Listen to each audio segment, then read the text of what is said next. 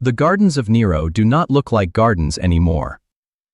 It is AD 64, and Rome is still rebuilding from the fire, the one that ate 14 districts in 6 days, the one that left 1 million people homeless, the one that some people, quietly, blame on the emperor himself. Nero needs someone else to blame. He has found them. Tonight, along the torch-lined paths of his private estate on the Vatican Hill, the lights are not oil lamps. They are people. Christians, bound to wooden poles, coated in pitch, set alight. The emperor's guests walk the garden paths between them, talking, laughing, eating. The empire's greatest city glitters across the Tiber. And in a prison cell somewhere nearby, an old man with a Galilean accent and calloused hands that still carry the memory of fishing nets is waiting for morning. His name, his given name, is Simon. But someone called him something else once, a name he had to grow into. Kephas, rock. Given to him before he had earned it, before he had even understood what earning it would cost. Tomorrow, they will come for him. But here is what I want you to understand before we go any further. That old fisherman in the Roman prison cell is one of 12. 12 men, most of them from the same small sea in the north of a minor Roman province, most of them poor, most of them uneducated by any standard the Roman world would have recognized. And within 40 years of the morning they first said yes to a carpenter from Nazareth, those 12 men had reached Greece, Turkey, Armenia, Persia, Ethiopia, and a country so far east that Rome didn't even have a reliable map of it. One of them died in that country. And the Christians there today, nearly 2,000 years later, say their church was founded by the man who doubted. We will get to him, but not yet. First, you need to understand what these men actually were. The Greek word is apostolos. We translate it as apostle, and we have turned it into a title of enormous religious weight. Stained glass windows, cathedral names, feast days. But in the first century, apostolos was not a title of honor. It was a job description. It meant one who is sent out, an envoy, a messenger dispatched to a place that may or may not want to hear the message. And the men Jesus chose for this job were not the men you would have chosen. Peter, the fisherman who would deny knowing Jesus 3 times before sunrise on the worst night of his life. James and John, brothers, ambitious enough that their mother once asked Jesus to give them the best seats in his kingdom, bold enough that Jesus called them sons of thunder. Thomas, a man whose defining moment in Scripture is refusing to believe something until he can put his hands on the evidence. Matthew, a tax collector, which in first-century Judea meant a Jew who worked for Rome, a collaborator, a man his own people considered a traitor. Simon, not the fisherman, a different Simon, identified in every gospel list by a single word, the zealot. A political revolutionary, a man who, before he met Jesus, may have believed that the only good Roman was a dead one. These are your apostles, a skeptic, a traitor, a revolutionary, 2 men with anger management issues, and a fisherman who couldn't hold his nerve in a crisis. Jesus looked at them and said, "Go." Matthew chapter 10 records the commissioning. No money, no extra sandals, no diplomatic papers, no plan B. He sent them out, in his own words, like sheep among wolves. He did not promise them safety. He did not promise them comfort. He promised them opposition, arrest, betrayal, and his own presence through all of it. And here is what most people miss about that moment. Every one of these men heard those terms. Every one of them said yes anyway. Not because they were braver than you, not because they were wired differently, but because they had seen something, or someone, that made the calculation come out differently than it would have otherwise. What they had seen, and what it cost them to keep saying so, that is the story we are telling today. It begins with blood. It always begins with blood. The first one to die did not die in a foreign country. He did not die on a distant shore with no one who knew his name standing nearby. He did not die after decades of missionary travel, old and exhausted and far from home. He died in Jerusalem, the city where it had all started. The city where he had walked with Jesus, eaten with Jesus, watched Jesus die, and then, impossibly, watched him alive again. His name was James, son of Zebedee, brother of John, one of the sons of thunder. The year is AD 44. Herod Agrippa, grandson of the Herod who killed the infants in Bethlehem, nephew of the Herod who executed John the Baptist, is looking for a way to please the Jerusalem crowd. The church is growing. The crowd is restless. Herod makes a calculation. Acts chapter 12, verse 2. The shortest death notice in the New Testament. In the original Greek, 2 words do the work. Anilan Machair, killed with a sword. Luke does not describe the scene. He does not record James's last words. He does not tell you what James ate for breakfast or whether he slept the night before. 2 words. A man who walked beside Jesus, who had heard the Sermon on the Mount with his own ears, who had stood on the Mount of Transfiguration and seen something no human language has ever adequately described, reduced to 2 words in the historical record. That brevity is not an accident. It is the point. Josephus, writing in his Antiquities of the Jews 30 years after the fact, confirms Herod's pattern of political violence. This was not personal. James was not executed because Herod hated him specifically. He was executed because it was useful, because the crowd would approve, because a dead apostle sent a message. The message it sent was not the one Herod intended. Eusebius of Caesarea, writing his ecclesiastical history in the 4th century, preserves a tradition that is almost too extraordinary to process. The soldier assigned to escort James to his execution, a Roman soldier, a man doing his job, a man who had presumably seen executions before, watched James during the proceedings, watched his composure, watched his answer his accusers without fear, without bitterness, without the desperate energy of a man trying to save his own life. And this is where it gets remarkable. The soldier declared himself a Christian on the spot. He was executed alongside James. 2 men died that morning where one had been scheduled. The soldier, whose name history never recorded, asked James to forgive him for his role in the arrest, for whatever small part he had played in bringing James to this moment. James looked at him and said, according to Eusebius, "Peace be with you." Then they knelt together. Herod's plan to frighten the church produced a Roman soldier willing to die for it before lunchtime. James was the first. He would not be the last. And in the years that followed, especially after Jerusalem fell to Rome in AD 70, the temple burned, the city broken open like a wound that would not close. The men who had gathered in that upper room scattered to every edge of the known world, and some edges beyond it. You need to stop and feel the geography of what happened next. Andrew, the fisherman, Peter's brother, the quiet one who first brought Peter to Jesus, traveled north and west, into Scythia, along the Black Sea coast, into what is now Greece. He preached in a city called Patras. The Roman governor's wife converted. The governor had him arrested. He was crucified on an X-shaped cross, the shape now called St. Andrew's Cross, carried on the flag of Scotland to this day, and by multiple accounts preached from that cross for 2 days before he died. 2 days. Think about what you would be doing in that situation after the first 2 hours, and then think about 2 days. Philip went east into Asia Minor, modern Turkey, to a city called Hierapolis, built over hot springs, a place of Roman temples and thermal baths and considerable wealth. He was crucified there, or hanged. Accounts differ slightly on the method. In 2011, Turkish archaeologists excavating Hierapolis discovered what they believe is Philip's martyrium, a church built directly over his tomb in the 5th century, its foundations still in the ground, still pointing to where a man died for what he believed. Bartholomew went further. Into Armenia, the wild mountainous kingdom north of Mesopotamia, on the far edge of the Roman world. The Armenian Apostolic Church, one of the oldest continuous Christian communities on earth, traces its founding to him. What happened to him there is the hardest thing in this entire story to set down plainly. He was skinned alive. Pay attention to this, because what comes next is not despair.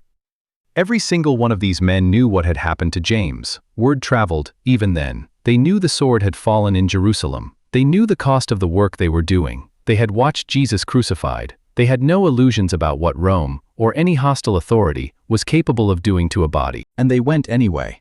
Not because they were indifferent to pain. Not because they were somehow less human than you are sitting wherever you are right now. But because something had happened on a Sunday morning outside Jerusalem that had permanently rearranged what they were afraid of. They had seen it, and they could not unsee it. Now we get to the man who doubted. His name was Thomas, called Didymus in Greek, the twin. And if you know one thing about Thomas from Sunday school, you know the moment in John chapter 20 where he refuses to believe the resurrection has happened until he can put his fingers into the nail wounds himself. That is the moment history handed him. Doubting Thomas, the skeptic of the 12. Here is what history also gave him. Sometime around AD 52, 20 years after the crucifixion, while Peter is still building the church in Antioch, while Paul is on his second missionary journey through Greece, Thomas boards a ship and sails east. Not to Greece. Not to Turkey. Not to the relatively familiar world of the Roman Mediterranean. He sails to the Malabar coast of southwestern India, to a place Rome has only rumor-level knowledge of, to a country so distant that the geographer Strabo, writing a generation earlier, admitted the further east you go, the less reliable the information becomes. Thomas goes anyway. The Acts of Thomas, a Syriac text from the 3rd century, preserved in multiple ancient languages, records his journey in detail. He founds churches. He baptizes. He moves along the coast and then inland. He reaches a king named Gondophares, whose existence scholars long dismissed as legend. Until a coin was discovered in the 19th century bearing that exact name, from that exact region, from that exact period. The skeptics got quieter after that. But here is the part nobody tells you. You do not need the Acts of Thomas to make this case. You do not need any ancient text at all. Because in the southwestern Indian state of Kerala today, there are 6 million Christians who call themselves the St. Thomas Christians. They have an unbroken liturgical tradition. They have episcopal succession, a chain of bishops they can trace back through the centuries. They have customs older than the Roman Catholic Church's presence in Western Europe. They have been there, continuously, since before Constantine made Christianity legal, since before the Council of Nicaea, since before Augustine wrote a single word. They say Thomas came to them in AD 52. They have been saying it for 2,000 years. Thomas eventually moves east across the subcontinent to a city called Mylapore, modern Chennai, on the southeastern coast. Around AD 72, he is killed, speared to death on a hill outside the city. The hill is called St. Thomas Mount. When Portuguese explorers arrived in 1522, 14 centuries after Thomas died, they found a Christian community already there. Already venerating the tomb. Already telling the same story. The man who would not believe without physical evidence, who demanded to touch the wounds before he would accept the resurrection, traveled further than any other apostle, reached a civilization Rome barely knew existed, and left behind a community of faith so durable it outlasted every empire that tried to erase it. Doubt, it turns out, is not the opposite of faith. In Thomas's case, it was the engine of it. And then there is Judas. I cannot tell this story without him. It would be dishonest to leave him out, a clean list of 11 heroic deaths with the awkward 12th quietly omitted. Judas Iscariot was one of the 12. He heard the same commissioning. He walked the same roads. He was in the upper room at the Last Supper, close enough to dip bread in the same bowl as Jesus, and he made a different choice. Matthew chapter 27 records what happened after. Judas tries to undo it. He takes the 30 pieces of silver back to the chief priests and throws them down in the temple. Take it back, he says. I have sinned. I have betrayed innocent blood. The priests look at him with the particular coldness of men who have already gotten what they needed from someone and no longer require them. That is your problem, they say, not ours. He leaves the temple. He does not find his way back. The Greek word Matthew uses for Judas's remorse is metamelomai. It is not the same word as metanoia, the word for repentance, the turning of the whole self back toward God. Metamelomai means something closer to, I feel the full weight of what I have done. It is the pain without the pivot. The grief without the return. He felt everything, he turned toward nothing. Stay with me, because the next story is the one that holds the whole arc together. And it begins with a charcoal fire. We are back in Rome. Back to the prison cell. Back to the old fisherman waiting for morning. But before we go to the cross, you need to understand something about Peter that most tellings of this story skip entirely. Because Peter's death is not just a story about courage.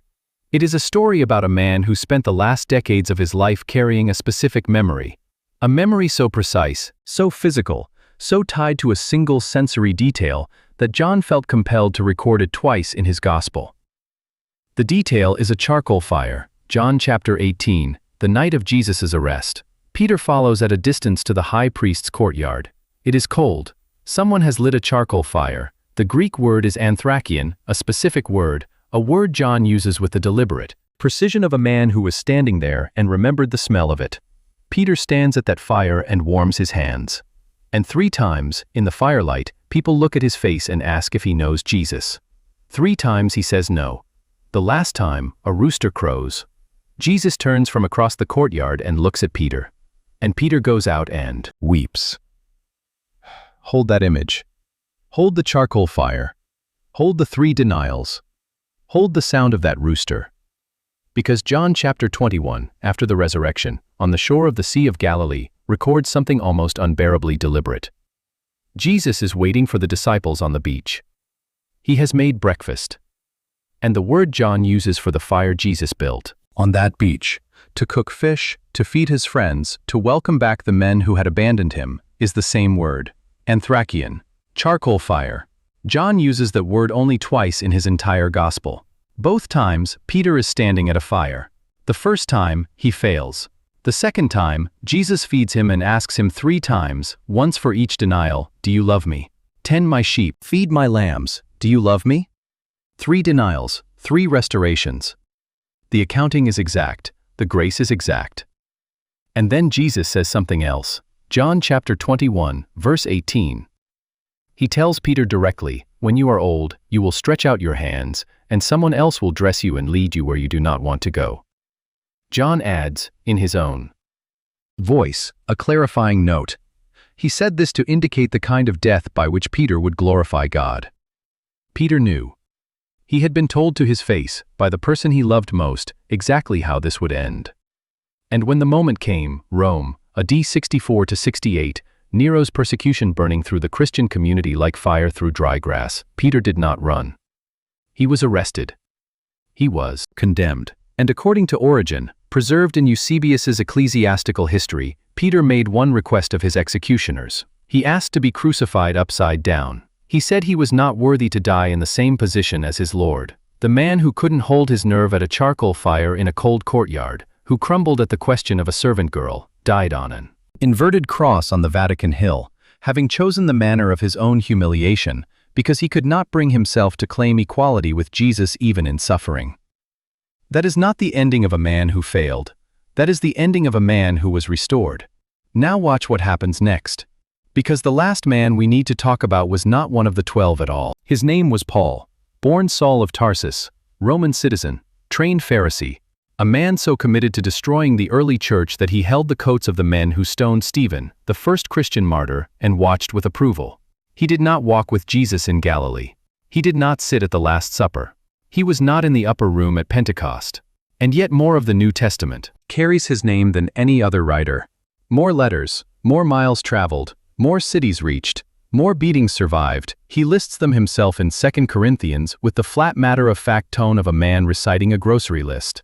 39 lashes, 5 times. Beaten with rods, 3 times. Shipwrecked, 3 times. A night and a day in the open sea. He was beheaded in Rome. AD 64 to 68, the same Neronian persecution that took Peter. Roman citizens were not crucified. They were given the cleaner death of the sword. Eusebius confirms it. Tertullian confirms it.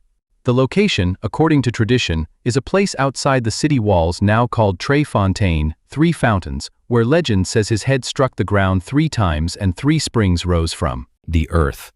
You can decide what to do with the legend. The death itself is not seriously disputed. What is not legend, what Paul himself wrote, from a Roman prison cell, in what scholars believe is the last letter he ever sent, is this. 2 Timothy chapter 4. He knows the end is close. He can feel it the way you feel a change in weather before the clouds arrive.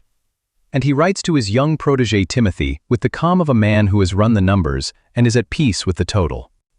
I have fought the good fight. I have finished the race. I have kept the faith. Not a man performing courage for an audience. A man alone in a cell, writing to someone he loved, telling the truth about where he stood. The sword came. He was ready. There is one more. The last of the 12. The one who outlived every single person in this story. The one who was there at the beginning. At the Jordan River when Jesus was baptized. On the mountain when Jesus was transfigured. In the garden when Jesus was arrested. At the foot of the cross when everyone else had run. The one Jesus looked down at from the cross and said, "Take care of my mother." His name was John, son of Zebedee, brother of James, the first to die. John was the last. He lived into his 90s. He watched Peter crucified upside down. He watched Paul beheaded. He had already heard what happened to his brother James, decades earlier, the 2 words in Luke's account that ended a life. He had heard what happened to Thomas in India, to Bartholomew in Armenia, to Andrew on his X-shaped cross in Greece. He carried all of it. Every story. Every name. Every face he had known since they were young men pulling nets out of a Galilean sea together. And he kept going. Emperor Domitian, the second great Roman persecutor of Christians, ruling at the end of the 1st century, had John arrested and brought to Rome. The tradition preserved by Tertullian records that Domitian had John thrown into a vat of boiling oil outside the Latin gate of the city. John survived. Domitian, apparently unsure what to do with a man who would not die conveniently, exiled him instead. To an island. The island was called Patmos. Black. Volcanic rock. A small, wind-scraped outcropping in the Aegean Sea, used by Rome as a place to send people it wanted to forget. John was perhaps 80 years old when he arrived. And on that island, in a cave that pilgrims still visit today, he received a vision so overwhelming that when he tries to describe the figure at the center of it, he runs out of adequate language and starts borrowing images from Daniel and Ezekiel and Isaiah because nothing in his own vocabulary is large enough. He fell on his face. The voice that spoke to him, the first thing it said, before anything else, before the letters to the 7 churches, before the seals and the trumpets and the throne room of heaven, was this: "Do not be afraid." The same voice. Still saying the same thing. John was eventually released from Patmos and returned to Ephesus, the great city on the western coast of Turkey where he had been based, where tradition says he had brought Mary, the mother of Jesus, in her final years. He lived there until he died. Naturally, in bed. The only apostle to do so, Eusebius records that in his final years, John was too frail to walk.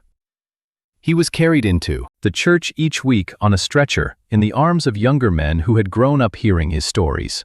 And every week, he said the same thing. The congregation would lean in.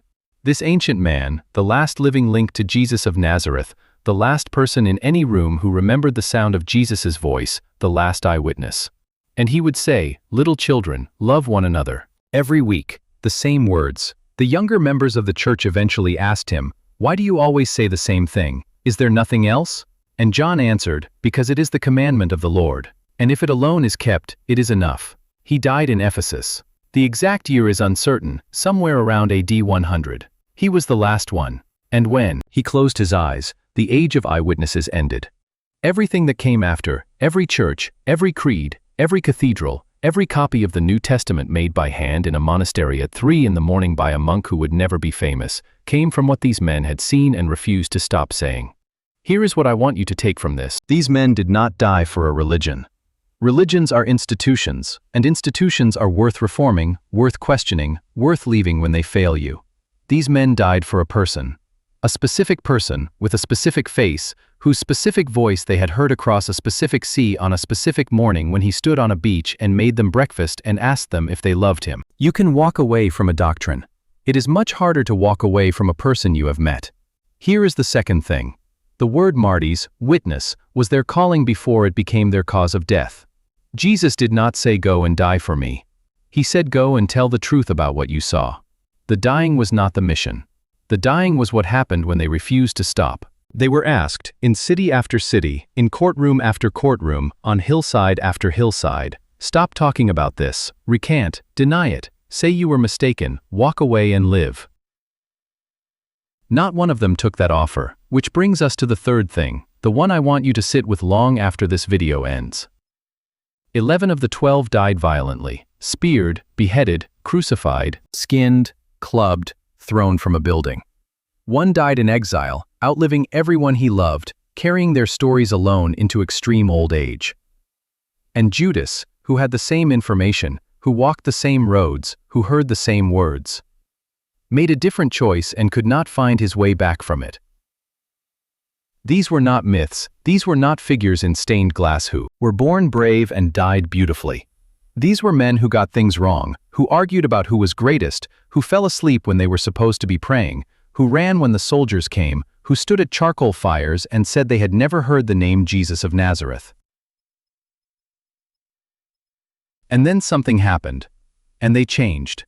And the change held, through decades, through oceans, through the particular horror of knowing exactly what was coming and walking toward it anyway. You can explain away a lot of things. You cannot easily explain that.